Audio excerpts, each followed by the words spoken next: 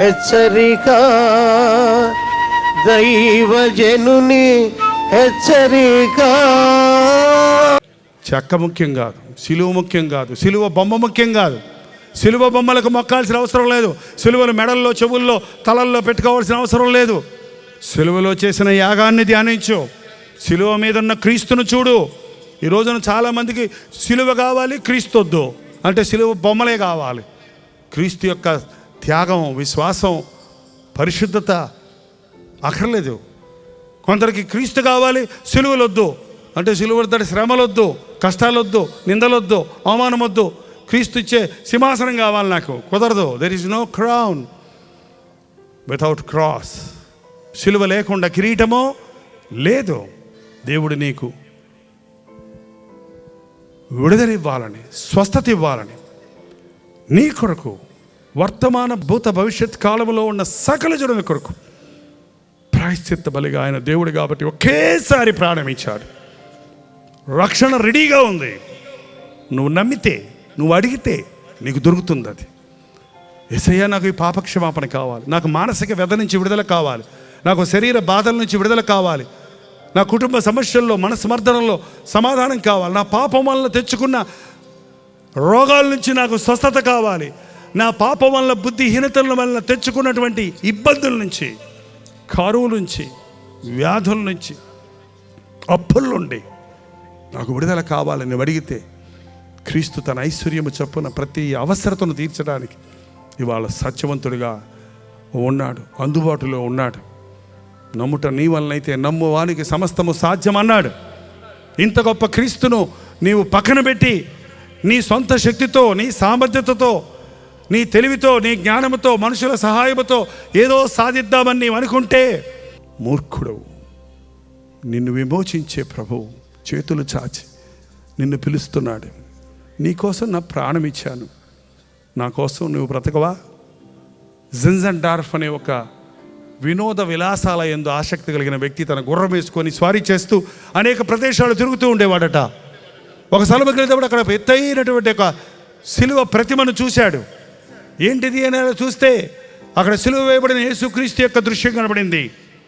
ఎవరైనా అనేక రకాలైన కిరీటాలు, బంగారపు కిరీటాలు, రకరకాల తలపాగాలు, టోపీలు పెట్టుకునే వాళ్ళని చూశాను, కానీ ఇదేంటి ముళ్ళ కిరీటం పెట్టుకున్నాడు ఈయన, ఎవరైనా అని కిందకు చూస్తే ఏంటి జాలి కలిగిన ముఖం, ఏంటి రక్తసికమైన ముఖం అని ఇంకా కిందకు చూస్తే ఏంటి కడియాలు, బంగారపు కడియాలు, వజ్రాలు, డైమండ్స్ వేసుకున్న చేతులు చూశాను, కానీ ఏంటి చేతుల్లో శీలలు ఎందుకు? ఇంకా కిందకు చూస్తే ఏంటి ఆ డొక్కలో పోటు ఏంటి? ఇంకా కిందకు చూస్తే ఈ మోకాళ్ళంతా రక్తం కారుతుంది ఏంటి? ఇంకా కింద చూస్తే ఈ కాళ్ళల్లో శిలలేసి ఇలా ఎలాడగట్టారేంటి? ఎవరైనా ఎప్పుడు యేసుని గురించి వినలేదు అతను, సిలువని గురించి వినలేదు అతను, కాబట్టి ఆశ్చర్యంగా చూస్తున్నాడు. కింద ఒక మాట రాస్తుంది, I gave my life for you, what have you done for me? నీ కొరకు నా ప్రాణం ఇచ్చాను, నా కొరకు నువ్వేం చేశావు అనే ఒక సెంటెన్స్ అక్కడ రాసింది. ఒక అక్షరాలు ఇక్కడ చదివాడు. అది చదువుతుండగానే ఆ సిలువ దృశ్యం, ఆ చదివిన అక్షరాలు, పరిశుద్ధాత్ముడు అతన్ని మొత్తాడు, మోకాళ్ళ మీద పడ్డాడు.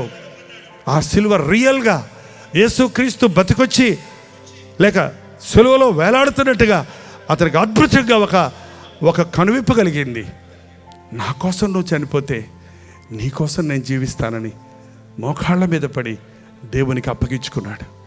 అద్భుతంగా అతడు రక్షించబడి మొరేవియన్స్ అనే ఒక కొండ జాతులు ఎవ్వరు వెళ్ళని ఆ స్థలానికి వెళ్ళి వారికి యేసుక్రీస్తు యొక్క సిలువ సువార్తను ప్రకటించిన గొప్ప దైవజనుడయ్యాడు. సిలువ దర్శనం మనిషిని ఎలా చేస్తుందో తెలుసండి, ఏం చేస్తుందో తెలుసండి? ఒకవేళ జైపాల్లో మీరు ఏదన్నా గొప్పతనం కానీ ప్రత్యేకత కానీ చూస్తే అది ఎట్టొచ్చిందని అడిగితే అది సిలువ ద్వారా. నా యేసయ్య సిలువలో చేసిన యాగం ద్వారా నాలో ఏమీ లేదు, కేవలము నా యేసయ్య నా కొరకు చేసిన బలియాగం ద్వారా, ఆయన కొరకు నేను జీవిస్తాను చేసిన తీర్మానం ద్వారా దేవుడు తన కార్యాలను జరిగిస్తున్నాడు. నా ద్వారానే కాదు, నీ ద్వారా జరిగించాలని ఆశిస్తున్నాడు. నిన్ను ఆయన రక్తం ఇచ్చి కొన్నాడు, నీవు ఆయన సొత్తు, నీవు నీ దేహంతో దేవుణ్ణి మహిమపరచాలి. ఎంతకాలం నామకార్థ క్రైస్తవుడిగా ఉంటావు? ఎంతకాలం సిలువ పాటలు పాడి సరిపెట్టుకుంటావు? ఎంతకాలం సిలువ మీద ప్రసంగాలు వింటూ ఊరుకుంటావు? సిలువ శక్తిని నీ బ్రతుకులో అనుభవించవా? సిలువ ద్వారా జయము కలిగిందని, సిలువలో యేసు ప్రభు సమాప్తమైనది అని చెప్పినప్పుడు సాతాను తల చితకగొట్టబడిందని తెలీదా? వాడు ఓడిపోయాడు, వాడి తల చితికిపోయింది, వాడు తోకాడిస్తున్నాడు అంతే. దానికే భయపడుతున్నాం మనం. వాడిని బెలంలో బంధించే రోజు దగ్గర పడింది. ఇప్పుడే బంధించకూడదు అంటారు కొంతమంది. ఇప్పుడే బంధిస్తే నువ్వు ఇంకా సాతాను వెంట పెడుతున్నావు, నిన్ను కూడా బంధించాలి. ఏ ఒక్కడు నశించడానికి ఇష్టం లేదు కనుక ప్రతి ఒక్కడు రక్షించబడాలని మరో అవకాశం ఇస్తున్నాడు. సిలువను గురించిన ఈ సువార్త విరితనంగా ఉందా? దేవుని శక్తిగా ఉందా? దయచేసి తలలు వంచండి. ప్రార్థన. పరిశుద్ధుడ, ప్రేమగల తండ్రి,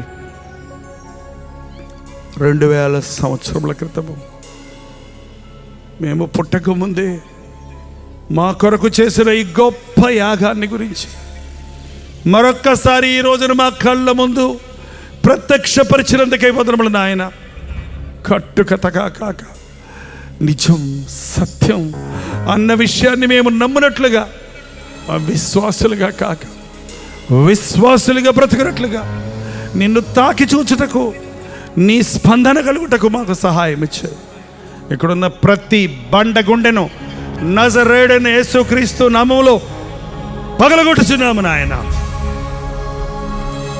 కృంగిన ప్రతి ఒక్కరిని నజరేయుడైన యేసుక్రీస్తు నామములో లేవనెత్తుచున్నాము నాయన. వ్యసనాలకు బానిసలై, దురభ్యాసాలకు బానిసలై, జీవితంలో సమాధానం లేక బ్రతుకును అల్లకల్లోలంగా చేసుకున్న వారిని నజరేయుడైన యేసుక్రీస్తు నామములో విడుదల చేయించున్నాము తండ్రి. పాపం వల్ల వచ్చిన శాపాన్ని మూటగట్టుకుని ఎటుపోయే దారి లేక, ఏది చేసిన సఫలత లేక, జగడాలతో, బాధలతో, వ్యాధులతో సతమతమవుతున్న కుటుంబాలను నజరేయుడైన యేసుక్రీస్తు నామములో విడుదల చేయించున్నాము. కలువరి సిలువ నుండి కారుచున్న సిలువ రక్త ప్రవాహములు కడిగివేయి నాయన, తడిపివేయి తండ్రి, శుద్ధి చేయి తండ్రి. యేసుక్రీస్తు రక్తంలో ఎంత శక్తి ఉందో మేము అనుభవపూర్వకంగా గుర్తించినట్లు నీ రక్త ప్రోక్షణ ఈ రాత్రి మా మీద జరగనిమ్ము నాయన. గొర్రె పిల్ల వంటి శ్రేష్టమైన క్రీస్తు రక్తము ద్వారా మేము విడిపించబడ్డామని, మేము ఎంత మాత్రమే ఇక పాపమునకు బానిసలము కాదని, మేమెంత మాత్రమే అపవాదికి లొంగమని తీర్మానముతో వెళ్ళుటకు సహాయం ఇచ్చాయి. యేసుక్రీస్తు నామములో అడుగుచున్నాము తండ్రి. మన తండ్రి అయిన దేవుని యొక్క ప్రేమయు, కుమారుడైన క్రీస్తు యొక్క కృపయు, ఆదరణకర్త అయిన పరిశుద్ధాత్మ యొక్క సహవాసమును కూడి వచ్చిన మనందరికీ ఇప్పుడును సదాకాలమును తోడై ఉండునుగాక. ఆమేన్, ఆమేన్, ఆమేన్.